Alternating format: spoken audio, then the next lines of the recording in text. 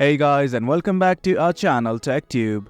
In this tutorial, we are gonna look at how to read Angel of Death in Webtoon. Now let us begin.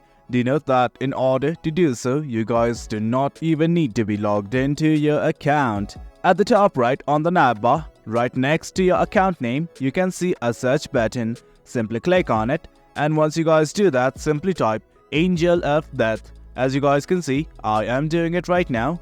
And this is it. This is the webtoon that I wish to read. So I'm simply gonna click on it. And guys, this is it.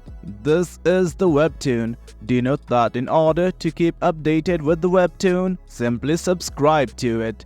And guys, that's it. That's how you read Angel of Death on Webtoon. As you guys can see, the process is quite easy. Thanks for tuning in. We appreciate your time.